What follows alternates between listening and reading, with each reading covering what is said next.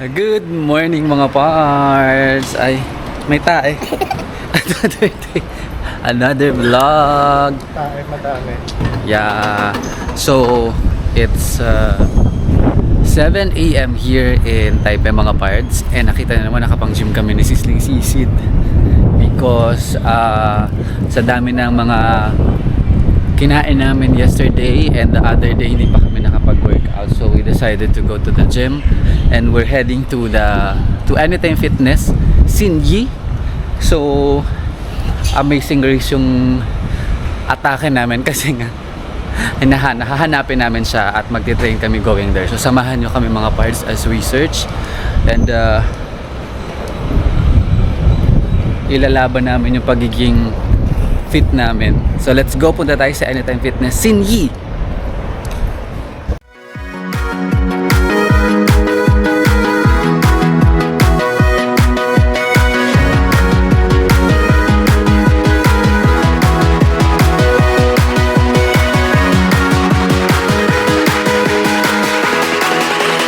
Uno, dos, tres.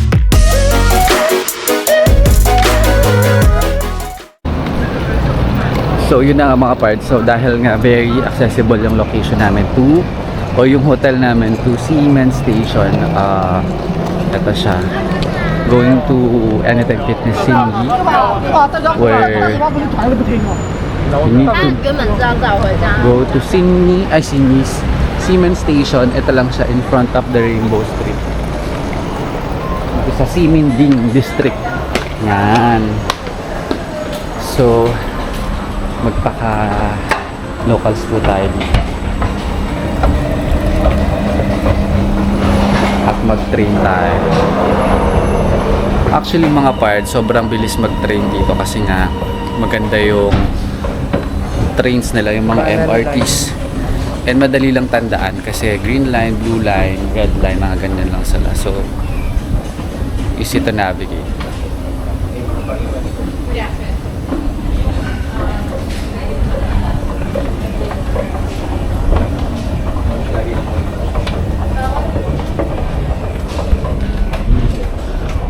Tapos mga parts dito din sa Taiwan, ayun, mahilig din sila sa mga arts.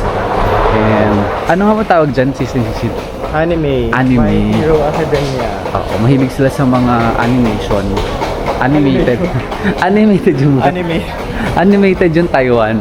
Sa makikita nyo sa mga ano nila, ads at saka sa kanilang mga billboards, and basta pag feel mo na makulay yung mundo dito. So nandito na tayo sa Siemens Station and we need to go to the green line, correct? Banan line. Oh, green line. Green line and then I think red line. So in the morning, ito yung situation. Ah, that's blue line. Sure. So at 7 a.m. ito yung situation. Maluwag yung mga tren nila mga parts. Yeah. Maluwag yung mga tren nila mga parts. Ay.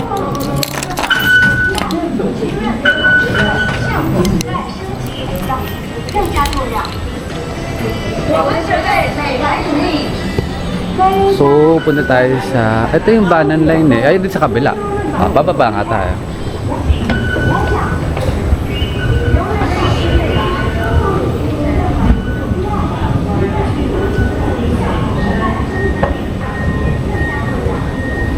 So, sakay tayong tren mga parts. Kita-kits. Blue line nga. Ito nga.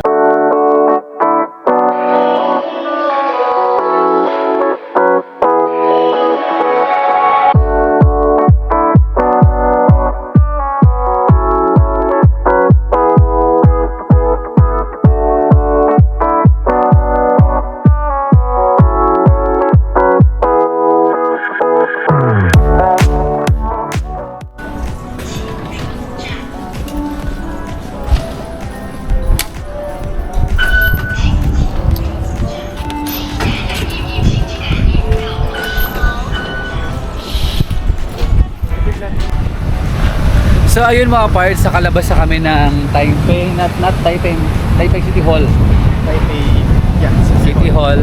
And bumili lang kami ni Sisling Sisid ng black coffee sa 7-Eleven.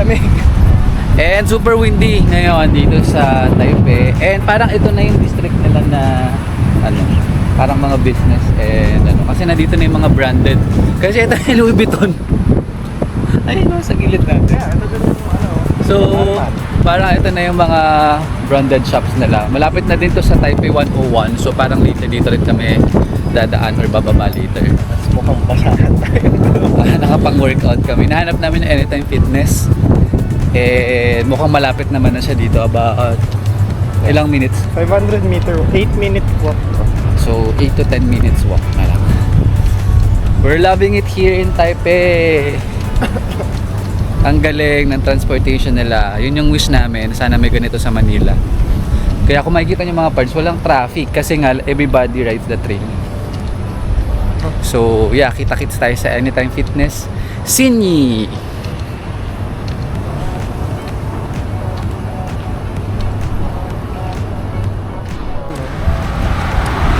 Mga parts ano, random lang, nadaanan namin itong magandang building na to. It's Taozu Yin Yuan. Parang residential siya, diba? Condo. Condo siya. And mga parts, gusto na namin tumira sa tayo. Ang linis! Tingnan niyo naman mga parts, ang ganda. And to think na ano to parang it's a weekday usually. Hindi ko lang alam kung anong oras yung rush hour nila, but wala ako nakikita na traffic so far, no? Like this road, it's empty. On a weekday,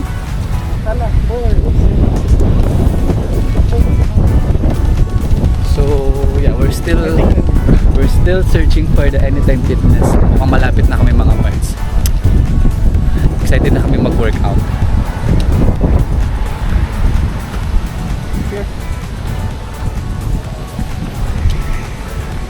Siyempre, para sa steps. So mga part, finally, mukhang nakita na namin yung ano, Anytime Fitness. And it's here. Sa building na to.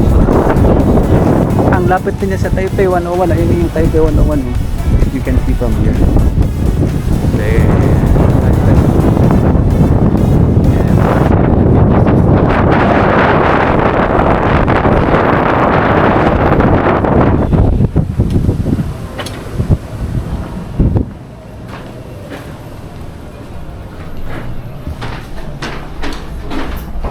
Here.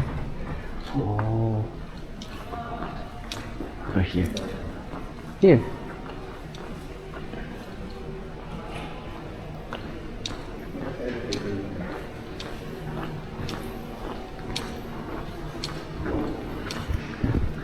Ang ganda naman dito mga parts. Parang because in 7-Eleven.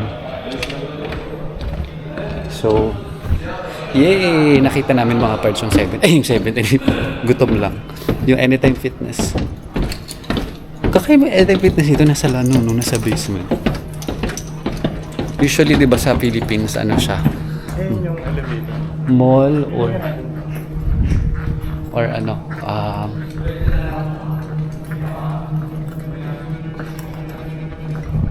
ito na, di ba? Basement 1? Basement. Okay. Yun, AF. Nakita nyo ba yun mga friends? AF. Grabe, parang panalo kaya tayo sa Amazing Race. Kaya naman tayo ikot tayo. Wala tayong mga signal, mga ano. Very mga minimalist kasi. Ha? Very minimalist kasi. Yung sign ng Anytime Fitness sobrang liit lang. But anyway, pang-ayos din naman ang sistema dito kasi parang makikita mo din talaga siya. So, dito na kami sa basement 2. Anytime Fitness is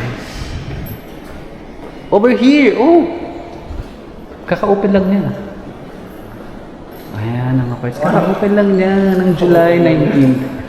So, tetesting natin mga parts. Ayun, parang may mga ano. Uy, bago! Kung gagana ba yung mga keyfob natin dito mga parts. Kung totoo ba yung sinasabi nila. 10 p.m. So hindi siya 10 p.m. Yung staff. Staff. Oo.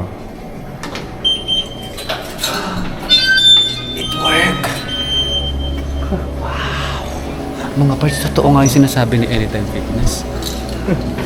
Na 24 hours, anytime, anywhere tayo. So let's go. Mag-gym na tayo. Tutour namin kayo dito sa Anytime Fitness. It's just so good.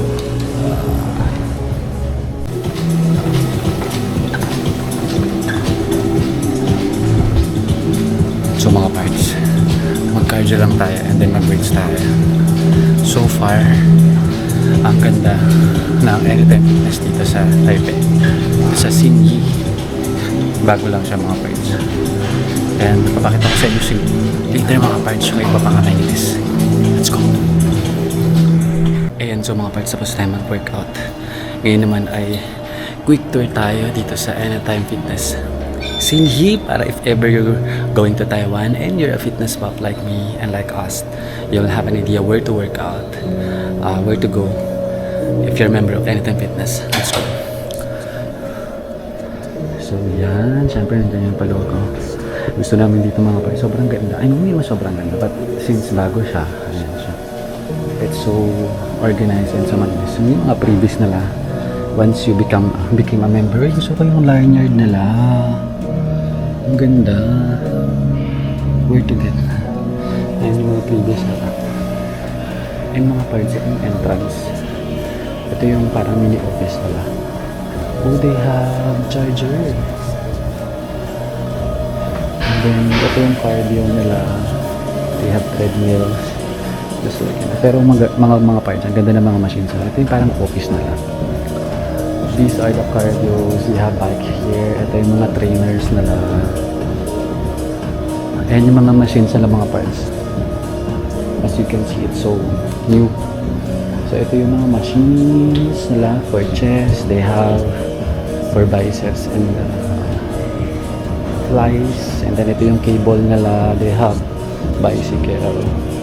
These are the machine for the back lat pull down. And ito, pang back din. And this is the leg part. Over here is meron din ditong isa pang machine, cable for your triceps, biceps. And ito yung mga core workouts. And dito mga parts yung yoga class. I mean yung mga class nila. But specifically, I think for yoga because bawal magsuot ng tsinelas over here. Ay, ng tsinelas or ng sapatos. There. Nandito yung mga free weights. Yan. Yung free weights nila. Yan.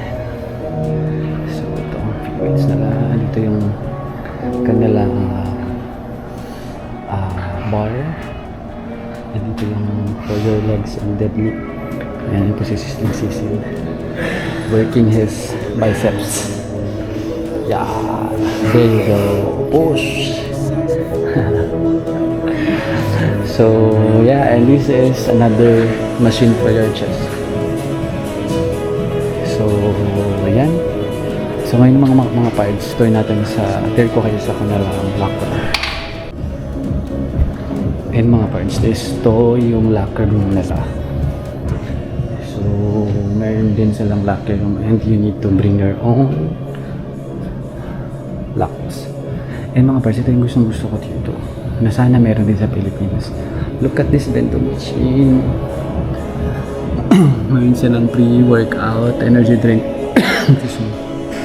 They have Red Bull, protein shakes or protein drink. Yeah, ayan o mga parts, sana may ganito naman sa Philippines, protein bars. And then of course water. Yun nga lang mga parts, hindi ako makapag-operate kasi kailangan ng line pay. So wala akong line pay. And then ito yung free water dispenser nila. Over here naman mga parts is their shower and yung hair dryer mga parts. Tingnan nyo naman kung gaano kaganda. Diba? Ayan o. Tapos yung kanilang dryer is ano siya? Paano ito?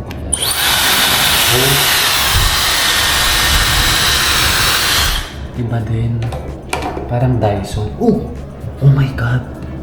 Dyson na sa mga parts. Ba't ganun? Dito sa Philippines, bakit hindi Dyson? Mga parts, din naman itong ano nila, Dyson. Tapos, ito yung kanilang hand wash. Ay, sis. Battery operated. Oh, and also this one, let's get some. Sorry. Oh. Mga parts, how? Mga parts, ito naman yung shower nila. Let's see what's inside. Ooh, mga parts ng linis. Sana all. Sarap maligo. Ganda mga parts mo.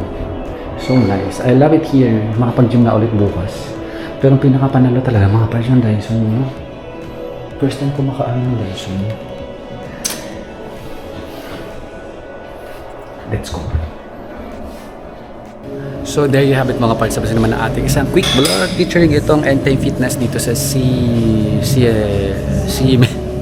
sorry mga parts, pero ito yung Anytime Fitness that we went here sa Taipei. And just in case you're going here and yun nga you have a burning desire to go to the gym, especially if you're a member of Anytime Fitness, this is the place to be. Sobrang ganda ng mga parts, and I hope nagkaroon kayo ng idea where to go and paano pumunta dito from Siminding District. At nagkaroon kayo ng idea what it looks like. It's so good, and definitely will going back here. So if you want more of my Taiwan vlogs mga parts, please subscribe to my YouTube channel. I have a lot of Taiwan vlogs in my YouTube channel. Please like, share, and comment down below if you have questions. Mga parts, please subscribe. Road to 3,000 subscribers. And also, please follow me on my social media accounts, Facebook, Instagram, and TikTok. Also at Bong. So ngayon mga parts, sobrang pawis na tayo. We're going back to the hotel, and today we're going to Taipei 101. So make sure that you subscribe. So hanggang sa mga susunod kong YouTube videos mga parts, stay safe and healthy. Bye!